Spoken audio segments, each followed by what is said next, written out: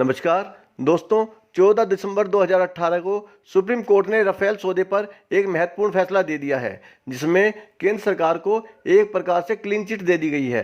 इतना बड़ा फैसला आने के बाद 5 राज्यों में पराजित हुई भाजपा को एक संजीवनी जैसी मिल गई है और उसे कांग्रेस पर हमला करने का मौका मिल गया है। राफेल सौदे को लेकर भाजपा के ऊपर एक बड़े भ्रष्टाचार का आरोप लगाया जा रहा था और कांग्रेस नेता राहुल गांधी ने तो कटाक्ष करते हुए चौकीदारी चोर है बोल दिया था। इस फैसले के बाद भाजपा ने विपक्ष को झूठा सिद्ध करने की कोशिश की और राहुल गांधी को माफी मांगने की नसीहत दे डाली। लेकिन शाम होते होते कुछ ऐसे तथ्य सामने आ गए कि जिन तथ्यों की बिना पर सुप्रीम कोर्ट ने केंद्र सरकार को क्लीन चिट दी थी, वह तथ्य तो सरासर गलत है। उन तथ्यों पर भाजपा ने कोर्ट को गुमराह किया है। इसके बाद केंद्र सरकार खुद जाल में उलझी नजर आई। अब हम आपको बताएंगे कि आखिर मसला क्या है, याचिकाकर्ता की शिकायतें क्या हैं, केंद्र सरकार ने क्या जवाब दिया, कोर्ट का क्या फैसला है और असलियत में सच्चाई क्या है।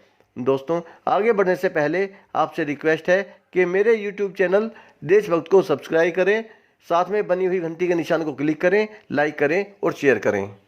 असलियत में याचिकाकर्ता ML शर्मा ने 3 PIL दाखिल की। याचिका में एडवोकेट प्रशांत भूषण ने मुख्य रूप से 3 आरोप लगाए, जिसमें पहला है कि फ्रांस की कंपनी डिसॉल्ट से 36 राफेल फाइटर खरीदने के सौदे में गड़बड़ियां हुई हैं और उचित प्रक्रिया का पालन नहीं किया गया, जिस पर कोर्ट का कहना है कि फैसला लेने की प्रक्रिया में संदेह की कोई गुंजाइश नहीं है। अगर मामूली उतार चढ़ाव है भी तो उस आधार पर कॉन्ट्रैक्ट खारिज नहीं किया जा सकता या जुडिशियल स्क्रूटनी नहीं हो सकती। दूसरा आरोप था कि केंद्र ने डिसॉल्ट पर दबाव डालकर अनिल अंबानी की कंपनी को फेवर किया और उसे कॉन्ट्रैक्ट दिलवाया। तो सुप्रीम कोर्ट का कहना है कि हमारे सामने कोई ऐसा तथ्य रखा नहीं गया जिससे पता चले कि सरकार ने किसी को फायदा पहुंचाया है, क्योंकि फ्रांसीसी कंपनी का ऑफसेट पार्टनर चुनने का काम भारत सरकार का नहीं था। यह फैसला इसलिए थोड़ा अजीब लगता है कि उसने फ्रांस के राष्ट्रपति फ्रांसवा ओलांद के उस बयान को सबूत नहीं माना, जिसमें उन्होंने कहा है कि राफेल विमान सौदे में फ्रांसीसी सरकार के पास इंडियन ऑफसेट पार्टनर चुनने का कोई विकल्प नहीं था, क्योंकि भारतीय कंपनी का नाम भारत सरकार ने दिया था। तीसरा आरोप है कि 36 विमान 58,000 करोड़ में खरीदे जा रहे हैं, जो पिछले सौदे से ज़्यादा महंगा है। सुप्रीम कोर्ट ने कहा है कि हम कीमत में जाना नहीं चाहते थे, बाद में मांगने पर सरकार ने सिर्फ बेस प्राइस बताया। यह कोर्ट का काम नहीं कि कीमत की तुलना करें। हम इस मामले पर कुछ ज़्यादा बोलना नहीं चाहते। दोस्तों, इन सारे आरोपों पर सुप्रीम कोर्ट के जवाब एक तरह से केंद्र सरकार को पाक साफ सिद्ध कर देते हैं। लेकिन अगर बात यहीं ख़त्म हो जाती तो बहुत अच्छा होता। अब दिक्कत यहाँ पर खड़ी होती है कि सुप्रीम कोर्ट ने जिन तथ्यों के आधार पर केंद्र सरकार को क्लीन चिट दी है, वह तथ्यहीन साबित हो रहे हैं। अर्थात सरकार की तरफ से सुप्रीम कोर्ट को झूठे आंकड़े पेश किए जा रहे हैं। असली फसाद कोर्ट के आदेश के पैरा नंबर 25 को लेकर है, जिसमें सरकार ने सुप्रीम कोर्ट को बताया है कि रफाल की कीमत संबंधी जानकारियां CAG से शेयर कर दी गई हैं, जिसकी PAC ने जांच कर ली है। अब आपको सच्चाई बताते हैं कि PAC यानी पब्लिक अकाउंट कमेटी पार्लियामेंट की होती है और CAG की जो रिपोर्ट आती है उस पर महामहिम राष्ट्रपति के हस्ताक्षर होते हैं और CAG की रिपोर्ट पर हस्ताक्षर होने के बाद वह रिपोर्ट पार्लियामेंट में रखी जाती है। संसद में रखे जाने के बाद उस पर चर्चा होने के बाद वह रिपोर्ट PAC के पास जाती है और अगर PAC को लगता है कि इसके कुछ बिंदुओं पर जांच करने की आवश्यकता है तो फिर CAG रिपोर्ट की अपने तरीके से जांच करती है। सही तरीका यही है। लेकिन पूरे देश को चौंकाने वाली बात यह है कि जब राफेल के मामले में कोई CAG रिपोर्ट आई ही नहीं, CAG की रिपोर्ट प्रेसिडेंट के पास गई ही नहीं, महामहिम राष्ट्रपति के साइन हुए ही नहीं, देश की संसद में रखी नहीं गई, देश की संसद में उसके ऊपर कोई चर्चा नहीं हुई, पब्लिक अकाउंट कमेटी के पास नहीं गई, फिर यह बात सुप्रीम कोर्ट के आदेश में कैसे आ गई कि कीमत संबंधी जानकारी CAG के साथ शेयर कर दी गई है।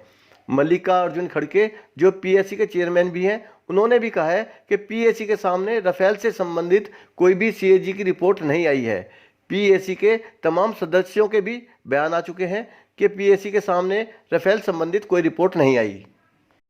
आदेश के पैरा 32 में लिखे एक वाक्य से भी संदेह पैदा होता है कि अंबानी की रिलायंस कंपनी के साथ 2012 से पार्टनरशिप की बात चल रही थी, जबकि अनिल अंबानी की कंपनी डील होने से मात्र 12 दिन पहले रजिस्टर्ड कराई गई, जिसके पास हथियार बनाने का कोई एक्सपीरियंस भी नहीं था। यहाँ भी सरकार ने कोर्ट को झूठ बोलकर गुमराह किया है।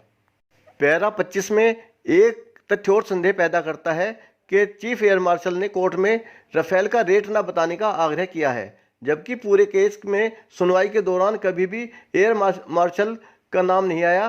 फिर किसने उनके नाम पर झूठ बोला है? यह बात अब केंद्र सरकार ने भी स्वीकार कर ली है कि पीएसी के सामने सीएजी की कोई रिपोर्ट जांच के लिए नहीं आई।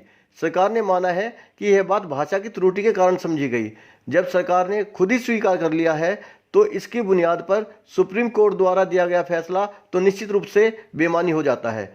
क्या व्याकरण की गलती की वजह से तथ्यों को गलत समझने के बाद सुप्रीम कोर्ट इतना बड़ा जजमेंट दे सकती है? अब जबकि सरकार ने यह बात मान भी ली है कि हमने कोर्ट में को वह बात नहीं बताई जो कोर्ट ने समझी, तो क्या कोर्ट को अपने आदेश में सुधार नहीं कर लेना चाहिए?